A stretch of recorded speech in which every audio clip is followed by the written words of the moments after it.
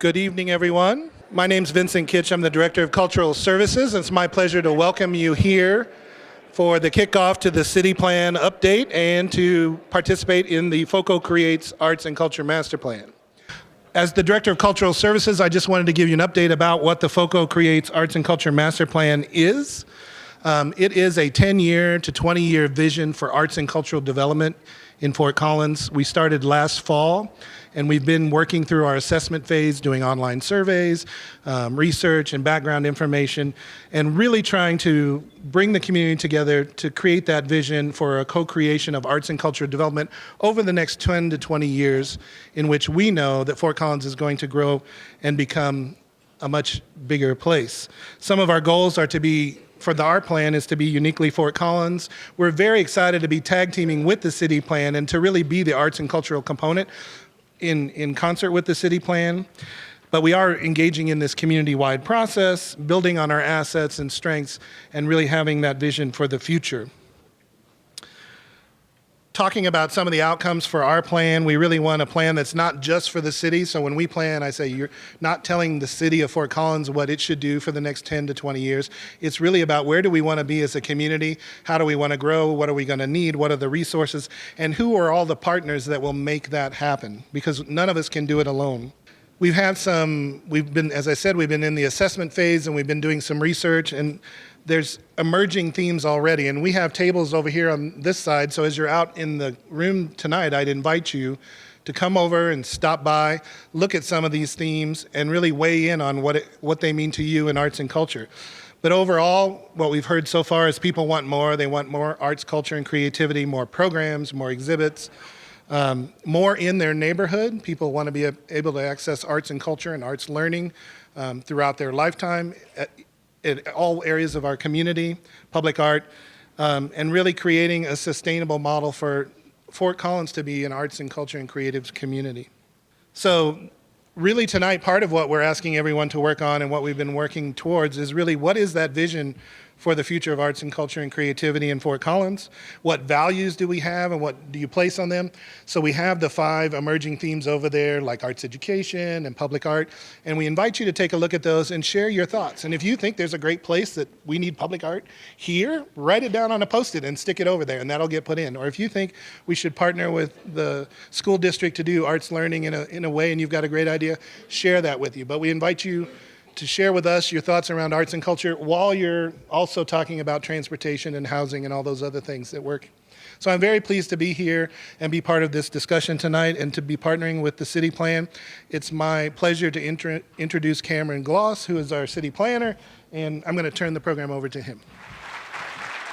Well, to start, I wanted to ask all of you to close your eyes for a second and imagine what it's like turning back the clock to the year 1998. And think about all the changes that have happened in our community. You can imagine that you probably are on a much less congested roadway. We had about 60,000 fewer residents at the time. Some of our surrounding communities were much smaller. Think about Timnath, a town of about 200 at the time. A lot of those fields south of Harmony Road didn't have those neighborhoods that we see today. A new middle school, elementary school, and high school. If you didn't need a car, chances are you would have a very difficult time getting on a bus or taking the yellow cab. Could you imagine?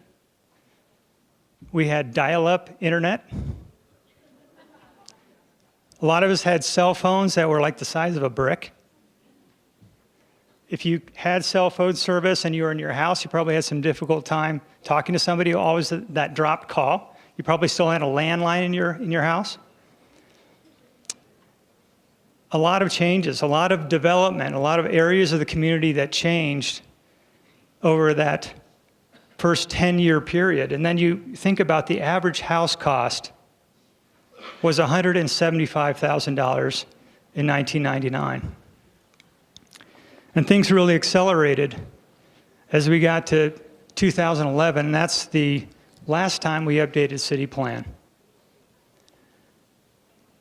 Those changes are significant. in the population increase, but also some of the other opportunities that have come up. We crafted a climate action plan. It has some very aggressive techniques, targets for reducing carbon impacts. We had the Foothills Mall being redeveloped, several large student housing projects, a bus rapid transit system that came online 2 years ago called the MAX. That was our first bus rapid transit system. Housing prices have gone up so much, it's hard to believe that we're now in a position where housing has more than doubled in price since 1999. So when we think about the past, it's important to, as planners, to be projecting into the future and anticipating what these new trends are going to be. Now, how we're going to address those, and we do that through a plan. And planners that are sort of used as planneries, we call them a comprehensive plan. But that master plan is something that guides us into the future. So the original city plan was adopted in 1997. And then there was a subsequent amendment in 2004 and then 2011. And so we had this moniker city plan, and now the new version that we're going to be unrolling out this next year has 3 elements. It has a land use plan that's going to govern how our neighborhoods develop, how districts develop, a transportation plan that addresses the capital needs for extending roads, having intersection improvements, how people are going to be getting around, and then a transit component. All of these work together and influence each other. So over this next year, you'll see the city plan moniker. We mean all these 3 plans together. The plan really is intended to guide the physical growth of the city. Maybe that's the most obvious. But it also addresses social changes, changes in demographics, and our economic health. It really provides this high level of guidance, but I think more than anything for the plans that Fort Collins has done is that they're actionable. We build plans that describe a very specific action strategy for moving forward. So it's not just aspirational, it's truly moving forward with a very specific goal in mind. It's like planning anything, planning addition to your house, planning a wedding. You're anticipating a future event and understanding the steps it takes to get there. So over the next year, we'll have 5 phases of the plan. We're at the very early stage. So tonight, what we'll see is a culmination of a couple of months of work that describes the trends that are emerging in Fort Collins, and it's really a snapshot of where we are today. But it also gives some indication of where we may be heading in the future. Then we'll step into a visioning phase, and that will take place later on this year through the spring. And then we'll go into a look at scenarios. So like a door number 2, door number 1, or door number 3. We don't know what those scenarios look like yet, but what would be some optional ways for the community to develop over the next 20 years.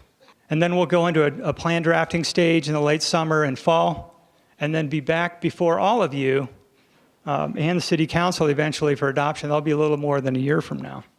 And I wanted to make mention of the importance of meetings like this. So we'll have events over this next year on a very regular basis, and we have a Plan Ambassador program where citizens are going out in their own neighborhoods, getting together with friends, trying to understand their concerns to make it convenient for folks to provide input on various objectives and progress we're making on the plan, and events like this. One of the things that's so critical about moving forward is understanding what your big ideas are. These plans are not developed in a vacuum. We've had great success with City Plan in the past, and I think we're being honest with our critique. And you're going to have a report card you'll be marking up today. It's actually in the back of your program. So as if you're a school teacher, tell us how we did in various categories. Actually, have 6 categories that are reflected here in the various stations. But one example I want to give of the impact of citizen input was about the Mason Corridor. So 22 years ago, an event just like this, some citizens came to the city and said, we ought to address some of the transportation and congestion issues in the city, and we need to be far-reaching in the approach and be looking out years ahead. How do we reduce congestion, improve livability, and promote economic health? And they realize that the great majority of jobs in this community are close to that center of town, that spine that runs along College. And it was really their effort that then manifested itself in just a couple years ago in the Mason transportation improvements in the MAX rapid transit line. And that's an incredible event for the community, and to then reflect on that was a citizen initiative. So with that, I'm going to turn it over to Mayor Wade Troxel and our city manager, Darren Atterbury. Very good. Welcome. Great. What a great crowd here tonight. And it's wonderful to see you all here. You know, everyone here, and it really speaks to what Fort Collins is all about. Everyone is passionate about our community and gets engaged in our community and makes it a better community. So I'd like to recognize our council members. Jerry Horak is here, and Ken Summers is here. And Kristen Stevens not feeling well tonight, but Ross Kniff, Bob Overbeck, and Ray Martinez. Thank our city council for representing our community so well. And it's my honor to be up here tonight and to share with you. A week ago, Darren and I, along with Amanda King, were part of the State of the City address. And we reported the state of the city is excellent, and it's excellent in so many ways, and that's why we're so fortunate. Had three themes. One was innovation, and our keynote speaker will speak to that. The other two were experience and inclusion. And if we think about Fort Collins, it's how we feel about our community. I regularly hear, I just love Fort Collins. And that's a real heartfelt comment about our community. And it really speaks to, I think, a lot of the things we're here tonight. Everyone here, and you know, city plan is a mechanism to make our community a plan and do community. But also it really speaks to the thinking that goes into why our community is such a great place. If you looked at some of those photographs that were playing beforehand about the Fort Collins over the years, and you know, I grew up in Fort Collins, so when I was born it was about 20,000 people, and now it's about 170,000 people. And when you think of that, it's, you know, more than 8 times. That's profound. But I would argue it's even a better community than it was when I was growing up. It was a great community growing up, and the people really made it what it is. I still argue that it's everyone here and in our community that make it a great place, that care about our community, that invest in our community, and do everything to make it a better community. And that's what makes Fort Collins, I think, so special. So having you here tonight, I think, speaks to that. And that whether or not you're actively engaged and passionate about Fort Collins or on a board or commission or involved with some aspect that is very much Fort Collins, you know, thank you. But it's everyone in our community, even those doing the little part in their neighborhood. So we talk about everyone in our community being a co-creator of our community. And that's what we're doing here tonight, is making our community through city plan and helping to vision it through the next 20 years. And that's what we've been so fortunate in the past. And today, we're taking that collectively together, that responsibility for the future. So we're so thankful, I'm so thankful that we have such a vibrant and dynamic community, and it's, I think, the people of our community. And with that, I'd like to introduce Darren Atterbury, our city manager. Darren. I wish everyone out there could stand up here and see all the faces and just what an amazing commitment that you all have to Fort Collins. Some of you are here for very specific reasons. You want to see something that you might think is broken and you want to see fixed. You might be here because you just love everything about Fort Collins. You might be here because you've been part of the last 3 cycles of city plan, and you understand the significance of this effort in growing this community. We know that it's going to change over the next 20 to 30 years. You'll hear about those, and as I walked around the room, you can see some of the growth projection numbers over here and what's happening with business and what's happening with residential growth. But it's going to change. And what I love is just looking around, seeing how many people that you love this place and you want to be part of. The word the mayor uses a lot, and I use a lot too, is this co-creation. That let's be part of not just watching a community build out in front of us, but let's be part of that. Let's actively participate. And I regularly at conversations talk about, when we're talking about the future of the city, I've been, the last place that I was a city planner in a long time ago up in the Northwest, we were really good at planning, but we didn't do a really good job at building that plan. So some of you have heard me say this before, but what I love about Fort Collins is this town is really, really good at planning. Look at the hundreds of people here that are here tonight. You're deeply committed to this. So we're really, really good at planning the future of this community. And the great news too is we build this plan that you're all going to be part of creating. And so lots of places will plan and not build. And lots of places will build and not plan. But what's great about Fort Collins is we take seriously this planning part of it. And thank you again for being here.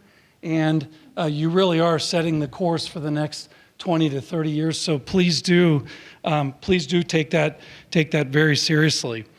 This graphic, I'm going to geek out for just a second here. This is what we call our leadership system. At the very top of this clock, if you will, is community and city council and really public engagement. That's the foundation of who we are as a community. So this cycle then moves to the right around the circle, and it talks about strategic planning. But the higher of all strategic planning efforts is city plan. It's the mothership of all planning that we do. And you can see on the over maybe at about 2 o'clock, it says Plan Fort Collins City Plan.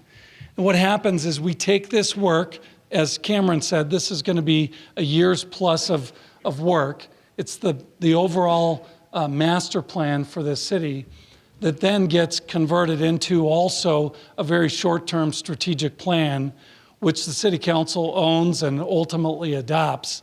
And it's really beginning to look at a shorter-term version of implementing so many parts of city plan. And then we have our budgeting process, which begins to, once we've clarified the vision, we begin to align resources to that vision. So we ensure that we're building what the vision is.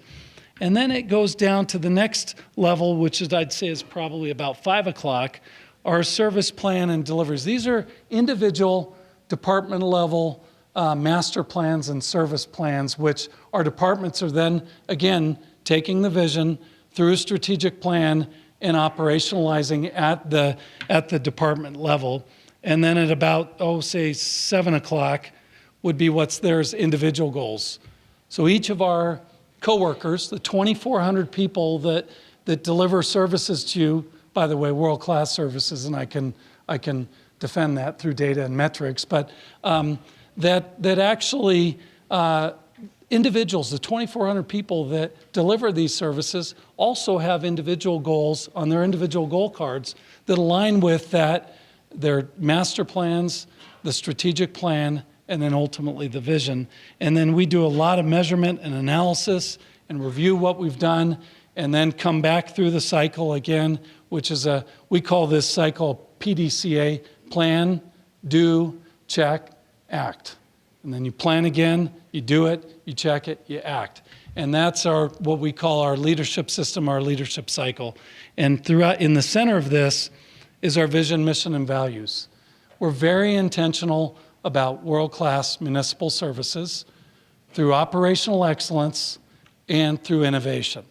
And so the reason why I share that here is that for those of you who are giving your time here tonight and through this next year, for those of you who are here on boards as boards and commission members, for those of you who are here who who are wanting to be city plan ambassadors and on and on and on, we want you to know that your work will absolutely be operationalized and implemented and then reviewed and back through that cycle. So we're not just asking you to come here and give us your ideas and then feed you some good food and then go away and say thank you very much. You're part of a major system here and part of building what we aspire to be one of the finest cities in the United States. And so I also will thank you, whoever did that. And then it's not just the mayor and the mayor pro tem and city council and the environmental community and the business community and Colorado State. It's everyone has a chance to help develop the blueprint for the future of this community as we move towards build out, which you'll probably hear Cameron and others talk more about. So thank you for your partnership. And thank you for coming and helping us plan Fort Collins. We're very grateful for that. Now, with great pleasure, I'd like to introduce our keynote speaker. His name is Brian Wilson. He is not a Grammy Award winner, but he is a scientist, professor, and an entrepreneur who is recognized internationally for his work. We're very proud that he is one of ours. He is the founder of what is now the Powerhouse Energy Campus at CSU, and EnviroFit, which is the biggest producer of cook stoves. For his work with EnviroFit, The Economist magazine 2 years ago called him Innovator of the Year. So we're very proud to have Brian in our community and as a speaker this evening. Please welcome Brian. Thank you, Cameron. And on the Grammy, I was robbed. So tonight I want to talk about innovation in Fort Collins. I'm also subtitling this Success in the City. So I'd like to begin by thanking you for coming out tonight. I'd also like to thank city leadership and city staff for their history of effective planning and execution. And I'd like to thank the community for the 25-year partnership that is now the Powerhouse Energy Campus. Tonight, I want to talk about innovation, about what it is, what it isn't, how it has shaped the history of Fort Collins, and ideas on how we can use it to guide our future. Many of you know that there is an exhibit at the Smithsonian Institute's National Museum of American History called Places of Invention. The exhibit explores what kind of place stimulates creative mind and sparks a surge of invention and innovation. The exhibit features 6 places of invention. The rise of the machine tool and precision manufacturing industry in Hartford, Connecticut in the 1880s and 1890s. The rise of the movie industry in Hollywood in the 1930s.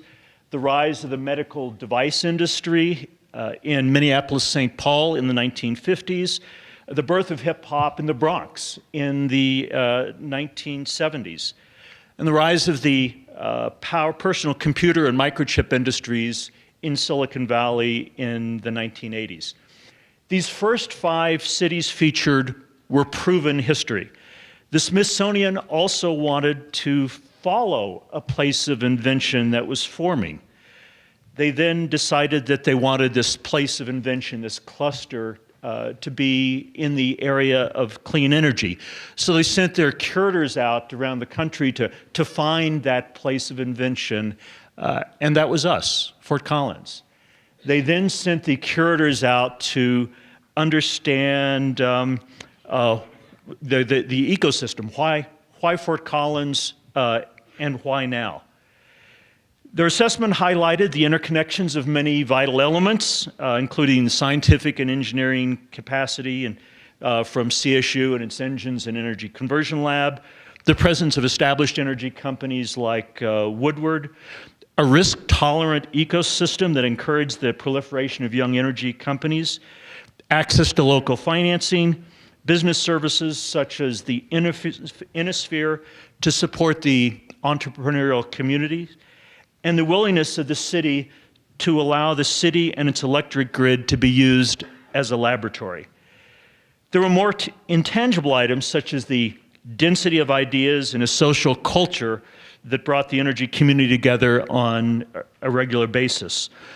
Ultimately, they boiled this down, the energy innovation ecosystem down, to beer, bikes, and music. And who can argue with that?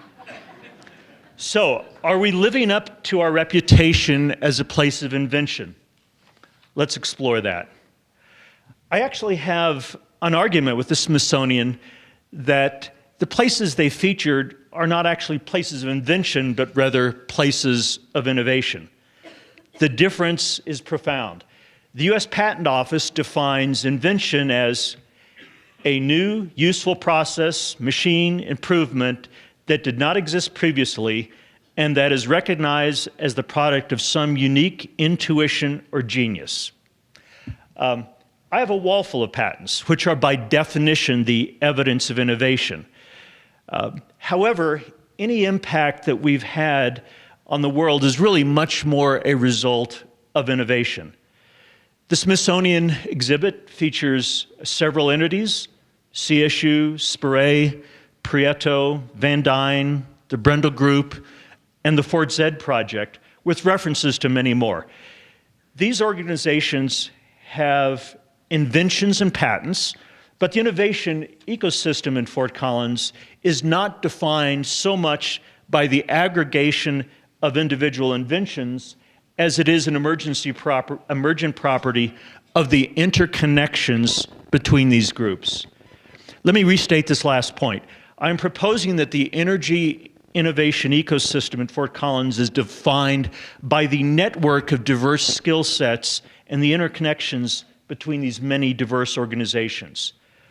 I also want to note that there is a cumulative quality to innovation.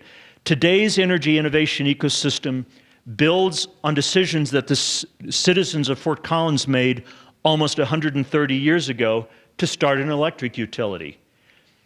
In 1675, Isaac Newton said, "If I have seen further, it is by standing on the shoulders of giants." This puts a little bit of pressure on tonight's planning process.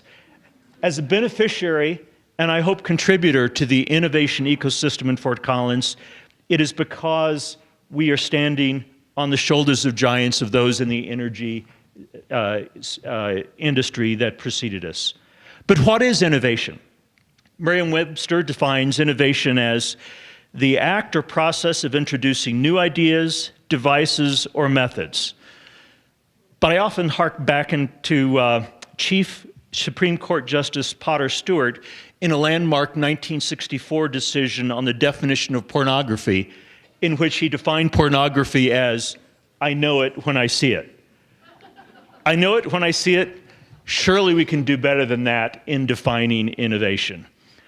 One of my favorite theorists on innovation is Andy Hargadon at UC Davis.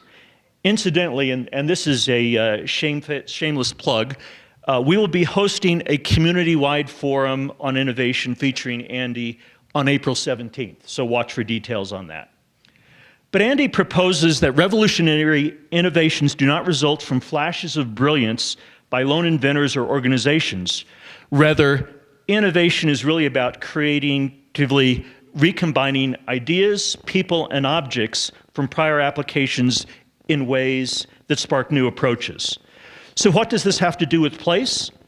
Let's look at Edison's Menlo Park Laboratory, which operated from 1876 to 1887 and is often cited as housing one of the most prolific periods of American invention.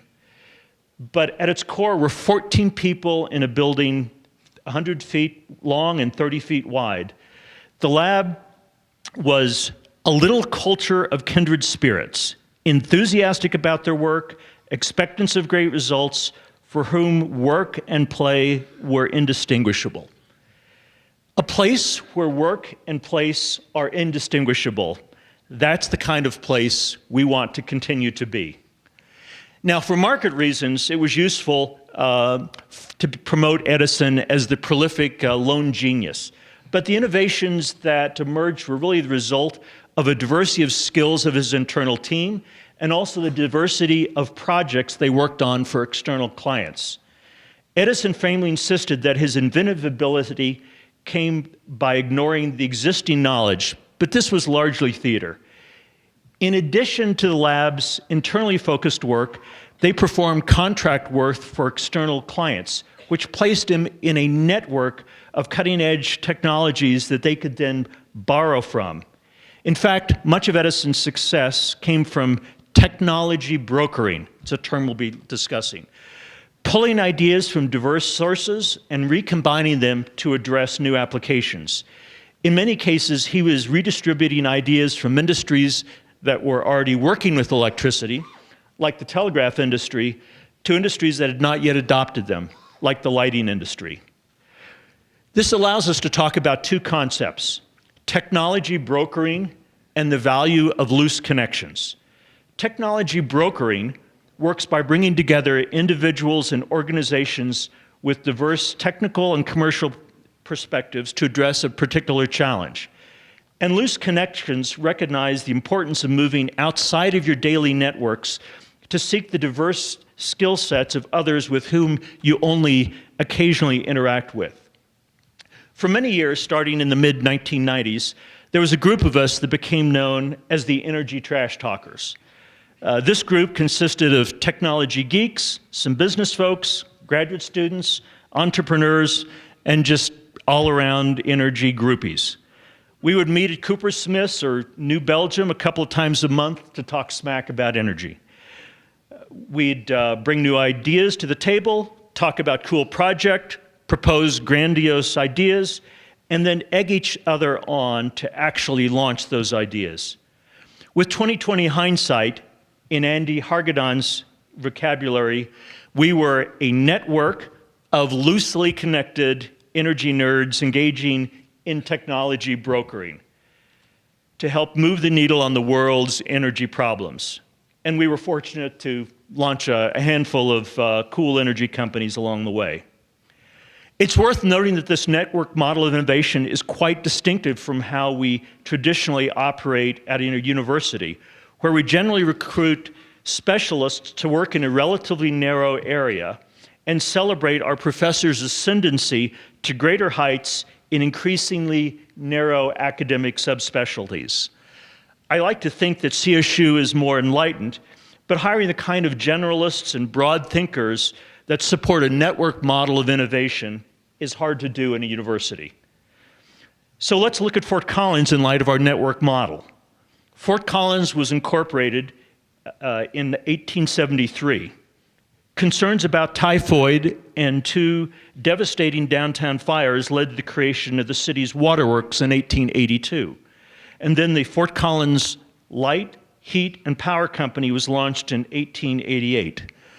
130 years later, we can see that this is a big damn deal. Fort Collins originally generated its own power at a site on the corner of Mountain and Mason. When the company launched in 1888, it operated only 10 light bulbs, 10 arc lamps, but was one of the few Western cities with lighting at that point.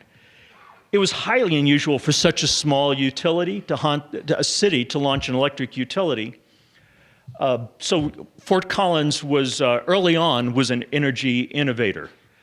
Ironically, the first grid was what we now call a microgrid, a trendy buzzword for a standalone electric system.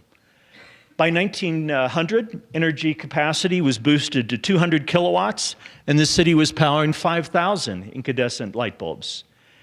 In 1908, the privately owned utility was sold to the Northern Colorado Power Company, which ultimately became the Public Service Company of Colorado, then eventually Xcel. In the early 1930s, a group of citizens became convinced that Fort Collins should once again control its own energy destiny, so applied for and received a loan from the Public Works Administration to buy back the electric distribution system. So Fort Collins did in 1935 what Boulder is trying to do today. The difference is The difference is that Fort Collins bought the distribution infrastructure for $216,000, while the cost of the Boulder divorce could be up to $2 billion. The Fort Collins power plant was one of the most advanced of its time, being one of the first to utilize underground distribution through a series of tunnels leading from the power plant, then through buried power lines. Fort Collins even had to invent the underground fiberglass vaults used to service the lines. Underground distribution increased the capital cost of the distribution system, but ultimately reduced maintenance costs and dramatically improved reliability. In fact, it's the city's high grid reliability that was the primary reason that Hewlett-Packard chose to locate to Fort Collins in 1977. The Fort Collins power plant ceased generating power in 1973, but then was used as a switching station until 1988, at which point it was fully decommissioned. There were sporadic efforts to repurpose the building, including a short stint as an art gallery, but ultimately the plant languished and slid into disrepair, which leads to tonight's reincarnation story. I came to CSU in 1988 at a time when the university was dealing with an acute shortage of laboratory space. By 1992, the university still had not been able to provide me with a lab. The university sets a 10-year window for new faculty members to accomplish a sufficient body of research to be granted tenure.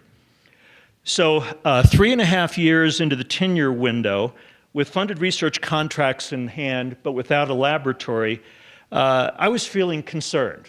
Well, okay, I was feeling panicked. So decided to explore alternative sources of laboratory space. I looked at leasing space for a lab, but didn't find anything suitable. But I kept eyeing the old power plant, which at that point was vacant, abandoned, and rapidly deteriorating. I was on the founding board of the Fort Collins, what's now the Fort Collins Museum of Discovery, and we briefly considered the power plant as a potential site for the museum, but the building no longer had heat, power, or bathrooms, and of the 35 windows, half of them had been shut out by then. So the museum wisely passed on the building, but I did not. With the naivety of youth and the desperation of tenure, I reached out to City Utilities Director Rich Shannon and his staff and just asked if I could have the building. The abandoned building was becoming an eyesore and a maintenance headache. The shot-out windows meant that the building had become a Ritz-Carlton for pigeons. The city staff were tired of cleaning pigeon poop from the building and were delighted to find someone crazy enough to propose taking the building off of their hands. The university, however, was less excited about taking over an abandoned power plant of unknown environmental liability. Ultimately, though, without any viable alternative to meet the contractual requirements of providing me with lab space, CSU acquiesced to leasing the building for the princely sum of $1 a year, but with the provision that the university had no funding for this project, so it had to be financially self-supporting. So, in May of 1992, the CSU Engines and Energy Conversion Laboratory was launched in the old Fort Collins power plant. The initial elation at finding a place to work was quickly replaced by the panic of figuring out how to pay for operating the building. We had to pay for the utilities and maintenance, as well as figuring out how to secure additional funding to add power, heat, restrooms, and replace 1,800 windows to keep the pigeons out. Normally, university professors prefer to do the careful scientific work on topics where we can write scholarly papers. But that was a luxury we didn't have. We had a building to feed and would accept almost any commission to pay for the bills. So when a natural gas company wanted to build natural gas-powered race cars to compete in the Pikes Peak hill climb, we agreed. When the Society for New Science asked if we were willing to test perpetual motion machines, I agreed, but did ask for payment up front. We ultimately worked on dozens of small commercial projects. While these didn't result in a lot of scholarly publications, they paid the bills and kept us alive. But more importantly, for the long term, these commercial projects gave us broad exposure to lots of different technologies. Think Menlo Park on the Poudre River. It also forced us to learn how to operate as a business. But what we really needed was a research sponsor who had a problem big enough to justify spending a lot of money with us to solve that problem. This led to our partnership with the natural gas pipeline industry. Around 1990, the EPA promulgated new air quality regulations that ultimately meant that the pipeline industry needed to reduce their NOx emissions by over 90%. The industry uses massive natural gas engines in order to compress the natural gas to push it through the pipeline system. These engines produce a lot of NOx, that's oxides of nitrogen, a pollutant that ultimately leads to ozone and smog. No one knew if it was even possible to achieve the 90% emissions reduction, and there were no research facilities capable of supporting this technology development. The request to develop a research facility and help solve the problem had been turned down by the University of Texas, the University of Houston, Texas A&M University, and Southwest Research Institute. This was gritty applied work. It wasn't the kind of research that resulted in prestigious publications and scientific prizes. We had a different motivation, however, which was survival. So ultimately agreed to launch a crash program to create a laboratory for pipeline engines, and then we led a Skunk Works effort to develop a suite of technologies that are now used on virtually every engine on the U.S. natural gas pipeline system. In the aggregate, this suite of technologies reduces NOx emissions in the U.S. by the same amount as removing 150 million automobiles from the highway. So this gritty applied work had real impact. While there were inventions along the way, we were mostly a technology broker, borrowing ideas from other industries and making them work on pipeline engines, then working with a bunch of companies to turn these ideas into products and then get these products into production. Along the way, we paid the bills, figured out how to publish papers, and after 10 years had established a reputation for solving big problems. Now, the problem with having been introduced to the rush of solving a big problem is that we became impact junkies, looking for other problems where we could have an impact at the national and ultimately global levels.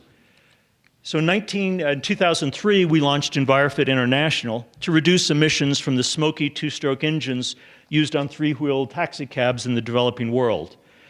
At the simplest level, we took a solution we originally developed for pipeline engines and adapted it to these small engines, a textbook case of technology brokering. We sought out other problems and decided to focus on cook stoves in the developing world. Smoke from the burning of solid fuels like wood, dung, and crop residues in simple cook stoves results in the death of over 4.3 million people a year around the world, which is more than AIDS, malaria, and tuberculosis combined. We began studying the problem and began manufacturing cook stoves in 2008. But these stoves had heavy, fragile clay combustion chambers. We quickly realized that to have real impact, we needed a lightweight, low-cost metal combustion chamber. But the metal didn't exist. Mild steel and low-grade stainless steel wouldn't last more than a few weeks. High-grade, high-nickel alloy stainless steel was far too expensive. We needed a new metal. And we didn't know how to develop that, but I knew someone who did. So we formed a partnership with the Oak Ridge National Laboratory and developed a new alloy that is now the core technology in all of our cook stoves. Was this, it did result in a patent, so was this invention or innovation? I would make the case that it was really the connectedness that resulted in the solution to this problem. When our project didn't fit into the annual work plan of the lab's annual work plan, the Oak Ridge team realized the importance of the problem, so worked evenings and weekends to develop the solution. So Envirofit's now the largest manufacturer of clean cook stoves in the developing world, having distributed over 1.5 million cook stoves, and is currently selling almost 1,000 cook stoves every day.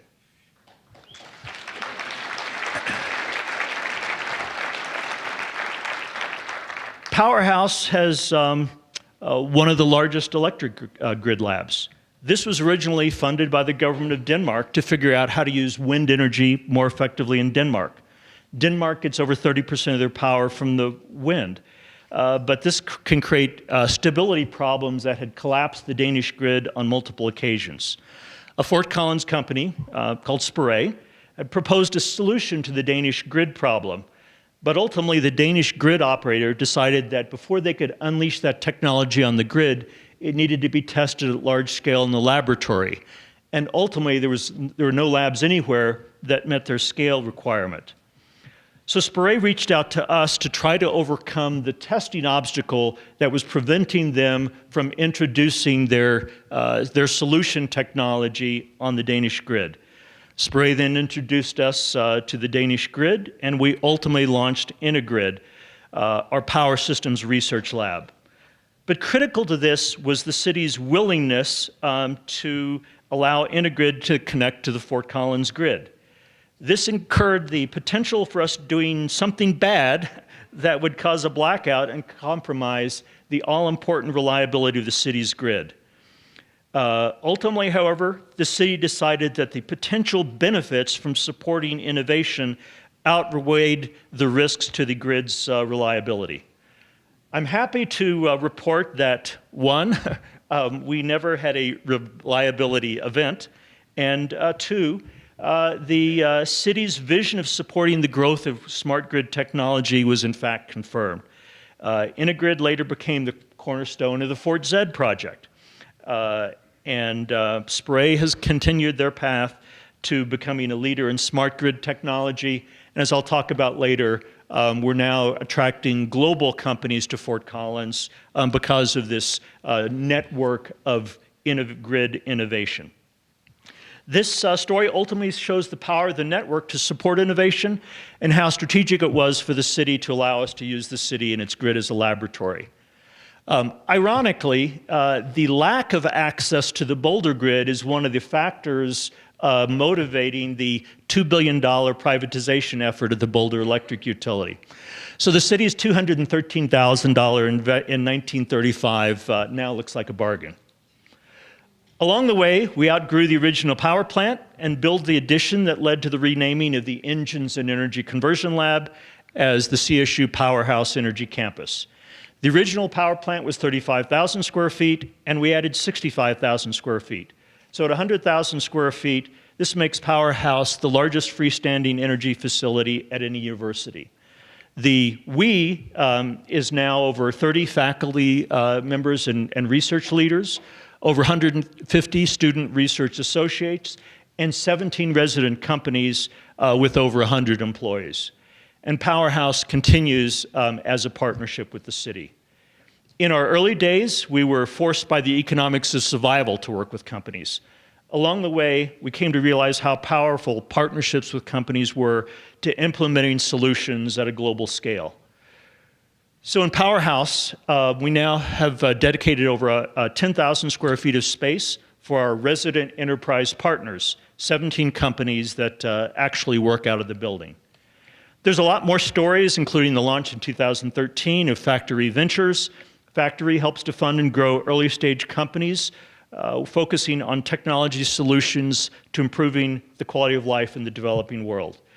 Through Factory, we've now funded an additional 15 companies working around the world to provide access to energy services, improve agricultural and food systems, and develop water and sanitation solutions. But I want to close with the story of Husk Power. You may have seen the announcements about them a few weeks back. Husk is an Indian company that was launched in 2008 to provide electric power to rural communities too remote to be served by extension of the conventional electric grid. Husk has now grown to be the largest operator of self-powered microgrids in the developing world. While they currently operate 75 sites, they have 25 more under construction and have a goal to commission another 500 sites by 2022. To accomplish these ambitious goals, Husk recently announced the closing of $20 million in investment from British, Swedish, and French energy companies. With the completion of this funding round, Husk decided to move its corporate and R&D functions to the U.S. In December, Husk moved into Powerhouse. When asked what prompted the decision to move to Fort Collins and Powerhouse, Husk's CEO, Manoj Sinha, answered, "Because it is rapidly becoming the center of the universe for access to energy in the developing world." So, thank you.